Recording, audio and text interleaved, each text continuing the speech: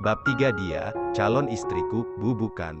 Maksud papa, Neo itu bandel, kamu lihat sendiri dia pulang larut malam gini. Papa ingin Neo berubah dan bisa bertanggung jawab dengan dirinya dan juga kamu. Kamu mau kan melaksanakan amanah orang tuamu? Jelas Mario hati-hati, hampir saja. Bisa-bisanya dia kelepasan saking kesalnya dengan sikap Neo. Kami sudah membicarakannya dengan Mas Nenol, dan aku setuju. Mario menatap Neo penuh selidik.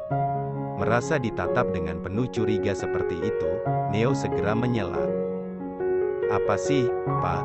Aku nggak ngomong apa-apa, dia yang ngomong kalau dia mau nikah sama aku, asal aku nggak sentuh dia sebelum ditamat SMK. Mario tergelak. Setelahnya dia mengacungkan jempolnya. Bagus, Una, emang seperti itu seharusnya. Jadi papa nggak perlu repot-repot lagi memberi ultimatum pada lelaki ini. Aruna mengembangkan senyumnya sedangkan Neo menggeram di tempat. Asteris, Una kamu punya hutang dengan kita, bagaimana bisa kamu digendong sama Neo si CEO yang fenomenal itu, todong salsabila saat Aruna baru saja menginjakan kaki di laman sekolah? Hanya kebetulan saja. Mana mungkin kebetulan, Una, dari ributan rakyat Indonesia ini mencari perhatiannya dan hanya Aruna Meidita yang digendong sama Neo. Kamu beruntung banget, Una. Lebay, sana jauh-jauh, aku mau baca buku lagi. Tapi serius Una, ada hubungan apa kamu sama CEO tampan itu? Vania yang sejak tadi dia mulai tertarik, dia malah mengambil buku yang Aruna baca dan menyimpannya. Panjang ceritanya, intinya nggak ada yang spesial antara aku dengan si sombong itu, tukasnya. Si sombong yang Aruna maksud adalah Neo. Sejak awal dia tiba di kediaman Pratama, hanya Neo yang sangat-sangat sombong dan punya tingkat kepedean yang tinggi di matanya. Siapa yang kamu bilang sombong? Aruna tersentak, bola matanya melebar. Lagi dan lagi pria ini datang ke sekolahnya dan membuat dia menjadi bahan tontonan lagi. Aruna mengembuskan napas sebal. Dia menatap Neo dengan tatapan permusuhan. Mau apa lagi sih? Ikut aku, ogah, aku masih ada kelas.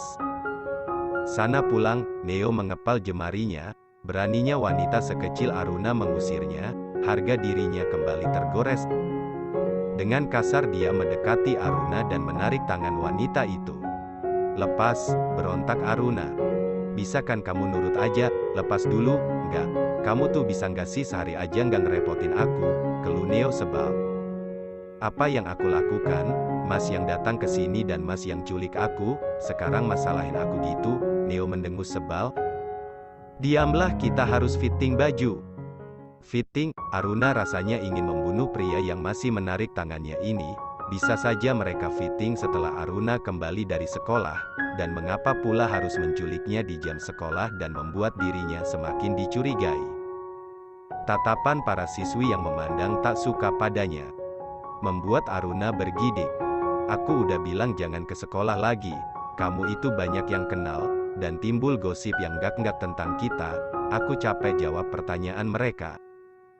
Nggak perlu dijawab, ucap Neo datar. Enak banget kamu ngomong, yang mengalami itu aku, Mas. Diamlah, kamu membuatku pusing. Mas membuatku depresi. Neo memalingkan wajahnya pada Aruna, menatap gadis itu dengan tatapan tajam. Ngomong lagi kamu, aku cium kamu sekarang, Aruna sontak menutup mulutnya. Yang benar saja, apa Neo barusan bilang mau menciumnya, ciuman pertamanya? Tidak, dia tidak akan memberikan ciuman pertamanya pada Neo. Neo tersenyum, ancamannya mampu membungkam mulut Aruna. Nah bagus, kan diam lebih baik. Aruna mengumpat dalam hati. Sudah 2 kali Neo menculiknya pada saat jam sekolah dan Aruna yakini besok guru BK akan memanggilnya. Alasan apa yang akan Aruna buat untuk menutupi semua ini? Tidak mungkin dia jujur siapa Neo dan kenapa Neo menculiknya di jam sekolah. Neo benar-benar menyebalkan. Mas, kamu populer, kok aku cari informasi tentangmu nggak sepopuler yang dikatakan mereka. Info yang kamu dapat itu salah, balas Neo. Nggak, beneran valid kok.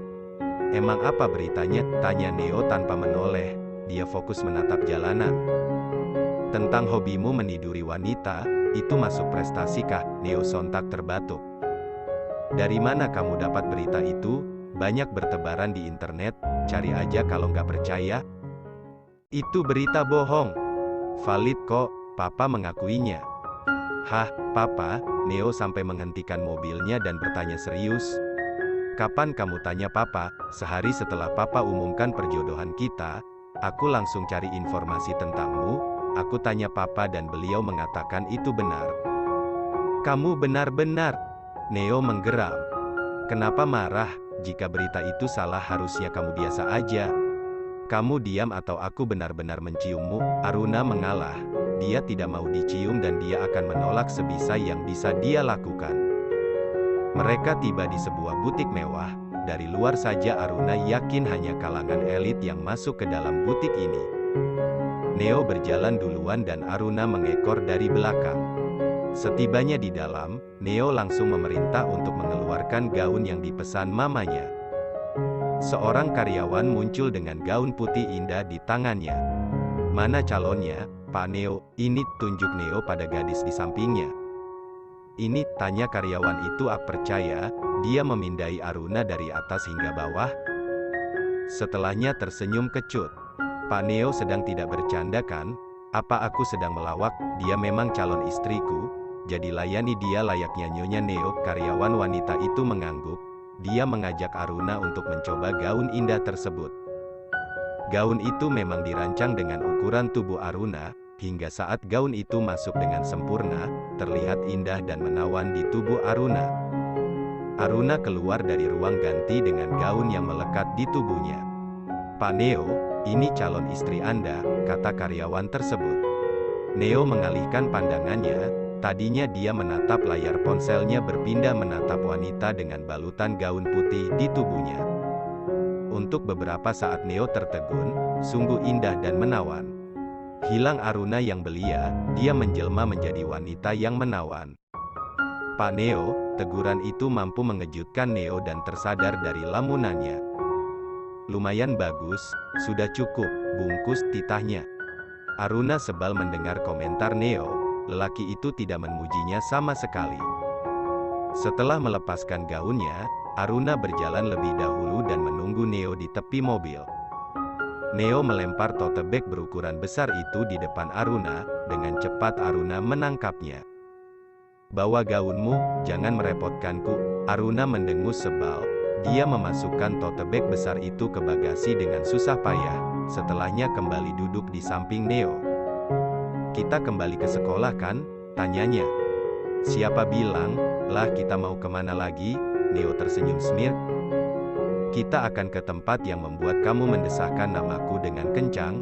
Hah, yang benar saja, bangsat. Aruna keluar dari mobil itu dan membanting pintu Lotus Black dengan kasar. Setelahnya dia berlari menjauhi mobil Neo.